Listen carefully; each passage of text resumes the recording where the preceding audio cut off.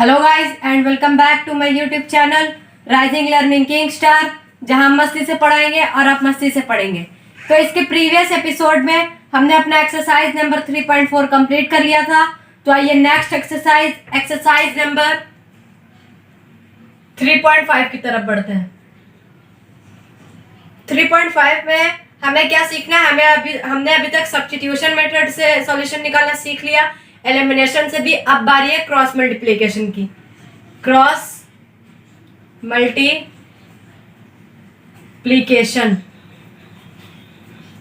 अब हमें इस मेथड से भी सॉल्यूशन निकालना आना चाहिए, क्योंकि इससे भी क्वेश्चन पूछे जाते हैं।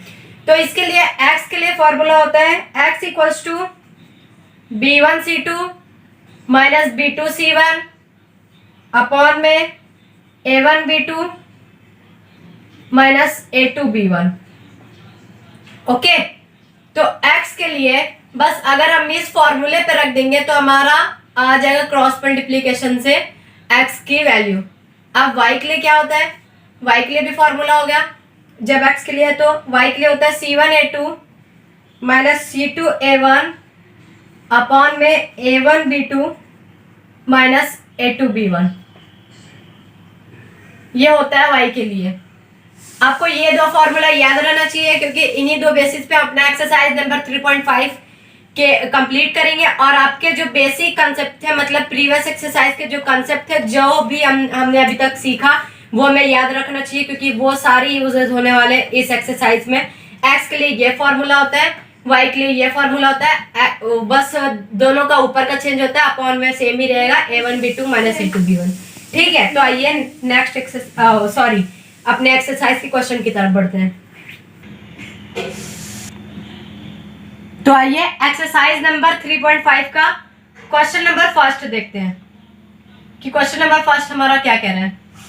क्वेश्चन नंबर फर्स्ट हमसे ये कह रहा है, which of the following pairs of linear equations has a unique solution, no solution, infinitely many solutions.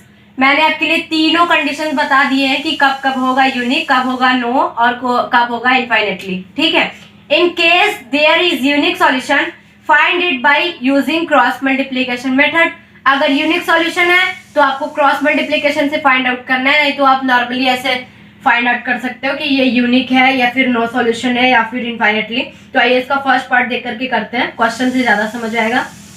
x minus 3y minus 3 equals to 0, ये दिया हुआ है।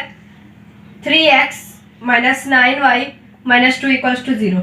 अगर आपको पहले याद होगा कि मैं क्या करता था, तो मैं पहले सबकी वैल्यू लिख लेता था। a1 की वैल्यू है 1, b1 की वैल्यू है माइनस 3, c1 की भी वैल्यू है माइनस 3, a2 की वैल्यू है 3, b2 की वैल्यू है माइनस 9, c2 की वैल्यू है माइनस 2। अब आइए रख करके देखते हैं।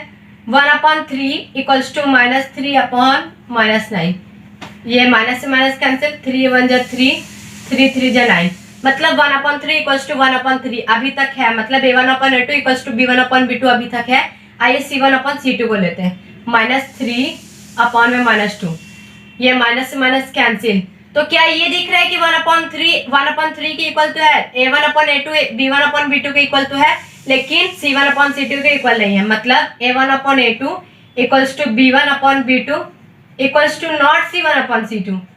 इसके लिए हमारा क्या कंडीशन है? अगर ऐसा रहेगा तो उसका, अगर आपको याद रहेगा तो ये रहेगा नो सॉल्यूशंस।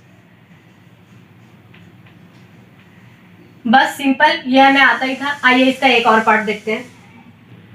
आइए इसका पार्ट नंबर 3 देखते हैं।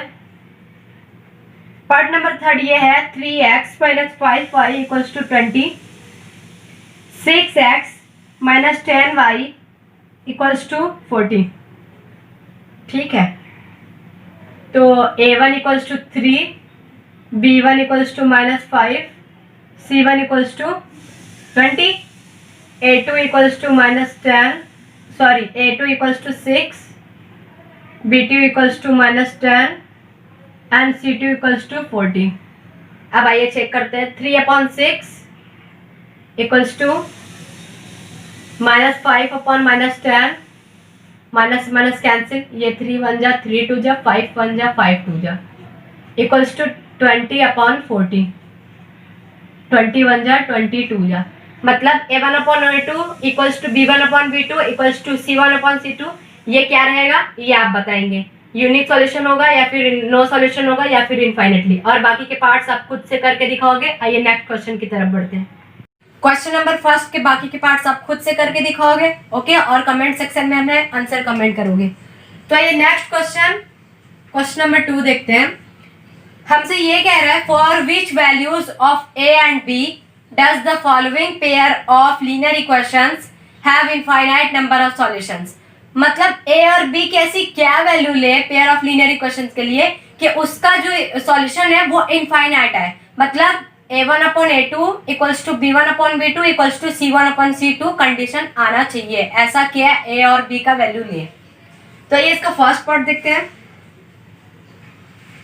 2x plus 3y equals to 7, a minus b x plus a plus b y equals to 3a plus b minus 2। कुछ लोग तो क्वेश्चन देख के डर गए होंगे कि नहीं नहीं ये मेरे से नहीं होगा, अब मैं इसको सॉल्व नहीं करूंगा। बिल्कुल भी नहीं, बस आपको क्या करना है जैसे हम हर क्वेश्चन में करते थे वैसे ही करना है।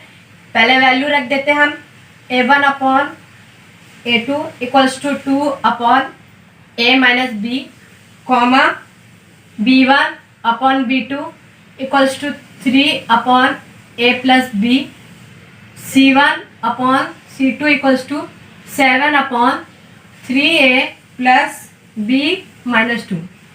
ओके, अब इनफाइनाइट सॉल्यूशन के लिए कंडीशन क्या होता है, a1/a2 equals to b1/b2 equals to c1/c2। ये हमारा तीनों मतलब आपस में इक्वल आने ही आने चाहिए, तभी इनफाइनाइट सॉल्यूशन होगा। 2/a minus b equals to 3/a plus b equals to 7/3a plus b minus 2। ये तीनों आपस में इक्वल आना चाहिए। आइए इसका नेक्स्ट स्टेप देखते हैं। अब हम क्या करते हैं, अब हम लेते हैं 2/a minus b equals to 3/a plus b। अब क्या, ऐसा जब भी कंडीशन मिलेगा आपस में क्रॉस मल्टीप्लीकेशन कर दो तो क्या आएगा, 2a plus 2b equals to 3a minus 3b। Okay, अब a वाले को एक साइड करो, b वाले को एक साइड करो। 2a plus 3a equals to minus 3b minus 2b। ठीक, 5a इक्वल्स टू ये क्या हो जाएगा, माइनस 3b और माइनस 2b, मतलब माइनस 5b।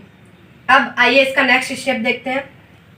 सॉरी, ये जब हमारा पॉजिटिव था, जब हमने इसको ट्रांसफर किया तो ये मेरा नेगेटिव हो जाएगा, मतलब ये माइनस ए हो जाएगा, माइनस से माइनस कैंसिल, मतलब a इक्वल्स टू 5b। आइए इसका नेक्स्ट स्टेप देखते हैं। ये हमें मिल गया था, फिर आइए दोबारा करके देखते हैं। Again 2/a minus b equals to 7/3a plus b minus 2। हम कुछ भी नहीं कर रहे हैं, बस एक बार उसके इक्वल में लिए, फिर उसके बाद एक बार फिर से यहाँ पे क्रॉस मल्टीप्लिकेशन करने का कंडीशन आ गया। आइए करते हैं। 2 3 जा 6a प्लस 2b, 2 2 जा माइनस 4, मतलब अब 7a माइनस 7b। अब हम क्या करते हैं कि फिर से वही करेंगे हम, मतलब 6a माइनस 7a, यहाँ पे क्या हो जाएगा, अब इसको ट्रांसफर कर दो आप, -4 को यहीं पे रखो। अब हम b वाले टर्म को ट्रांसफर कर देते, -7b, ये क्या हो जाएगा, पॉजिटिव है तो -2b। 6a माइनस 7a क्या हो जाएगा, -a माइनस 4 इक्वल्स टू, अब ये क्या हो जाएगा, -9b। ओके, अब हम क्या देख रहे हैं, -a equals to -9b plus 4। अब आइए इसका नेक्स्ट स्टेप देखते हैं। अब हम क्या देख रहे हैं कि पिछले वाले में हमने a की वैल्यू निकाली थी, मतलब a इक्वल्स टू 5b, तो हमें b आना चाहिए। तो यहाँ पे इसको आप इरेज कर दो, आप यहीं पे रहने दो, -a -4 इक्वल्स टू -9b। आइए इसका नेक्स्ट स्टेप देखते हैं। Putting in equation we get dot dot dot. ठीक है, अब आइए क्वेश्चन में पुट अप करके देखते हैं। -4 इक्वल्स टू -9b। वहां पे मैंने क्वेश्चन नंबर 3 लिखा नहीं था, वहां पे आप उसको बना लोगे। अब हम वैल्यू रखते हैं एक ही वैल्यू आई थी हमारी -5b, -4 इक्वल्स टू -9b। अब इसको एक टर्म में कर दो, -4 इक्वल्स टू -9b। अब ये नेगेटिव है तो मतलब वहां पे जाके पॉजिटिव आ जाएगा, +5b। -4 equals to -9b plus 5b क्या हो जाएगा, -4b। यहाँ से माइनस से माइनस कैंसिल, ओके, 4 अपॉन में 4, मतलब b की वैल्यू आ गई हमारी 1। अब एक वैल्यू हमें फाइंड आउट करनी है, तो अब हमारे पास क्या था, इक्वेशन थर्ड जो हमने a इक्वल्स टू 5 भी माना था, इसको इक्वेशन थर्ड हमने जो माना था, माना नहीं था मतलब यहाँ पे लिखना भूल गया था, मतलब वो मेरा इक्वेशन नंबर 3 ही था। a इक्वल्स टू 5 भी है तो 5 इंटू b की वैल्यू हमारे पास आ गई है, v की वैल्यू है 1। ठीक, a इक्वल्स टू 5, मतलब a की वैल्यू 5 होनी चाहिए और b की वैल्यू 1 होनी चाहिए, तब जाके हमें इनफाइनाइटली मैनी सॉल्यूशंस मिल जाएंगे। और आप चेक भी कर सकते हो रख करके कि इनफाइनाइटली मैनी सॉल्यूशंस आ रहा है कि नहीं, a1/a2 equals to b1/b2 equals to c1/c2 condition follow कर रहा है कि नहीं, ये आप चेक करोगे। और इसके एक और पार्ट है, ये आप खुद से करके दिखाओगे। आइए नेक्स्ट क्वेश्चन की तरफ बढ़ते हैं। क्वेश्चन नंबर 3 हमसे ये कह रहा है, solve the following pair of linear equations by the substitution and cross multiplication method। Substitution method और क्रॉस मल्टीप्लिकेशन दोनों हमने सीख लिया है, बस क्रॉस मल्टीप्लिकेशन में फॉर्मूले पे रखना है। इक्वेशन हमारा ये है 8x plus 5y equals to 9। इसको इक्वेशन नंबर फर्स्ट मान लेते हैं। सेकेंड इक्वेशन क्या है, 3x plus 2y equals to 4। इसको इक्वेशन नंबर सेकेंड मान लेते हैं। अब हमें क्रॉस मल्टीप्लिकेशन और सब्स्टिट्यूशन मेथड दोनों से सॉल्व करना है, तो आइए करते हैं। पहले हम क्रॉस मल्टीप्लिकेशन से सॉल्व करके देखते हैं। क्रॉस मल्टीप्लिकेशन मेथड पहले लिख लेते हैं। a1 क्या है हमारा, a1 है 8, b1 है 5, c1 है 9।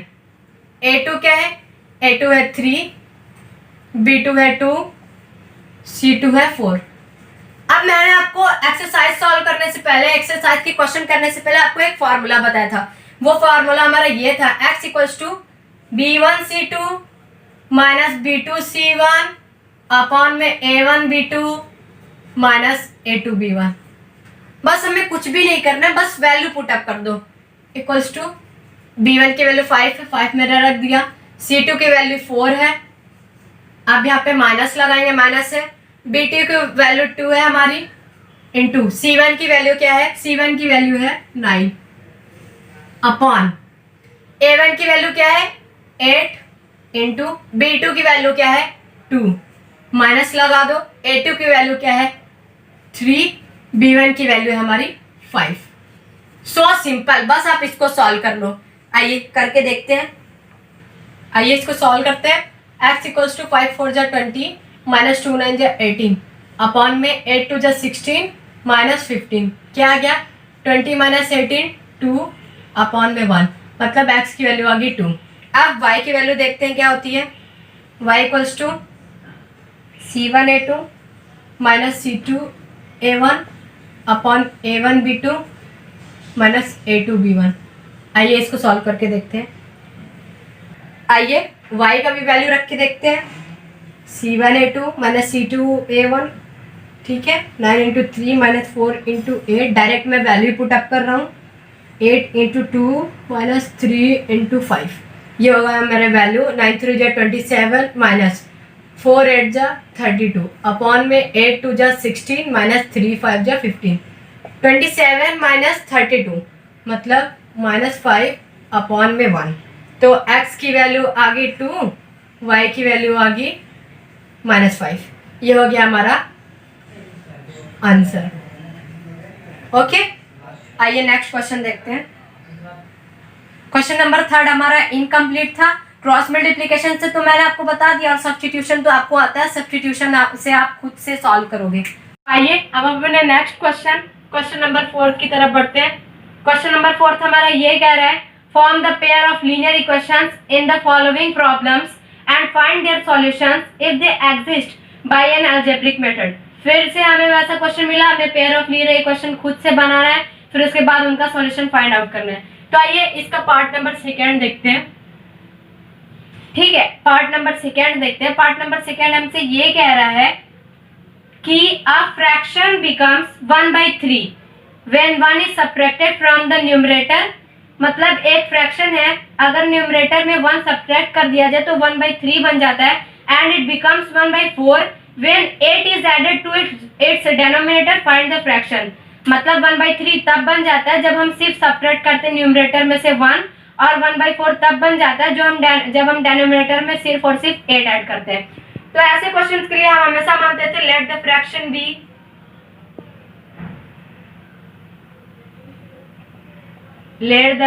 बी x by y, क्योंकि फ्रैक्शन हमेशा x by y के फॉर्म में होता है। तो हमने मान लेते कि जो हमारा फ्रैक्शन है वो x by v के फॉर्म में। तो अकॉर्डिंग टू क्वेश्चन हमसे ये कहा गया कि एक फ्रैक्शन जो है 1/3 बन जाता है। x और y आप लिख लो। अगर हम न्यूमरेटर में -1 कर देते हैं तो हमारा जो फ्रैक्शन है वो 1/3 बन जाता है। तो आइए इसको सॉल्व करते हैं। 3x - 3 = y। ये हो गया हमारा इक्वेशन नंबर फर्स्ट। सॉरी, अब इसको सॉल्व कर लेते हैं, देखते हैं। 3x मतलब ट्रांसफर कर देते हैं, माइनस ये जब यहाँ पे पॉजिटिव में है तो ये -y हो जाएगा, और ये अपने जगह पे रहेगा -3 = 0। ये हो गया हमारा इक्वेशन नंबर फर्स्ट। एक इक्वेशन हमें और फाइंड आउट करना है। ठीक है, अब हमसे फिर से क्या बोला गया है, अगेन दोबारा हमसे ये बोला गया है कि अगर हम डिनोमिनेटर में सिर्फ और सिर्फ 8 ऐड कर देते हैं, ठीक है, तो हमारा जो फ्रैक्शन है वो 1/4 बन जाता है। मतलब यहाँ पे जब हमने ऐड कर दिया डिनोमिनेटर में तो 1/4 बन गया। 4x = y + 8, 4x - y - 8 = 0। ये हो गया हमारा इक्वेशन नंबर सेकेंड। दो इक्वेशन मिल गए, आइए इसको सॉल्व करते हैं। आइए दोनों इक्वेशन को लिख लेते हैं। 3x - y - 3 = 0। ये हो गया हमारा इक्वेशन नंबर फर्स्ट। अब क्या है, 4x - y - 8 = 0। ये जो इक्वेशंस मिल गए, ठीक है। अब क्या करना है, हमें लिख लेना है कि a1 क्या है। a1 हमारा 3 है, b1 - 1, c1 - 3, a2 = 4, b2 = -1, c2 = -8। ये हमने लिख लिया है। आइए सॉल्व करते हैं। x की वैल्यू निकालने के लिए फॉर्मूला आता है b1c2 - b2c1 upon a1 b2 - a2 b1। आइए वैल्यू रख के देखते हैं। b1 की वैल्यू -1 इंटू c2 की वैल्यू -8 माइनस b2 की वैल्यू क्या है, b2 की वैल्यू है -1, ब्रैकेट लगा दो भाई। c1 की वैल्यू है -3 अपॉन, ठीक है, a1 की वैल्यू है 4 इंटू b2 की वैल्यू है -1, माइनस का सिंबल लगा दो। a2 की वैल्यू है 4 इंटू b1 की वैल्यू है -1। ठीक है, अब क्या आता है चलिए देख लेते हैं। यहीं पर -1 इंटू -8 8 हो जाएगा, माइनस यहाँ पे क्या हो जाएगा -1 इंटू -3 मतलब यहाँ पे 3 हो जाएगा, अपॉन में क्या हो जाएगा यहाँ पे -4 और -4 इंटू -1 क्या हो जाएगा प्लस में -4 इंटू -1 ये 4 हो जाएगा। ठीक है, अब ये हो गया हमारा 5 अपॉन में -4 + 4 कैंसिल हो गया मतलब ये 0 हो गया। x की वैल्यू आ गई 5। y की वैल्यू के लिए फॉर्मूला आता है c1a2 - c2a1 upon a1b2 - a2b1। ठीक है, अब आपको बस यहाँ पे वैल्यू पुट अप करके आपको आंसर निकालना है। आप आंसर खुद से निकालोगे, मैं इस क्वेश्चन को इनकम्प्लीट कर रहा हूँ। बस आपको y की वैल्यू और निकालनी है। फ्रैक्शन को x बाय y के फॉर्म में माना था, x की वैल्यू आ गया 5 और y की वैल्यू निकाल करके पुट अप कर दो, आपका आंसर कंप्लीट हो जाएगा। ये मैं इनकम्प्लीट कर रहा हूँ, आपको खुद करके कमेंट सेक्शन में हमें आंसर कमेंट करना है, बाकी के पार्ट्स का भी आंसर आप कमेंट करोगे। और अगर हमारी वीडियो अच्छी लगे तो वीडियो को लाइक करिए और हमारे चैनल को सब्सक्राइब करिए। Thanks for watching my video.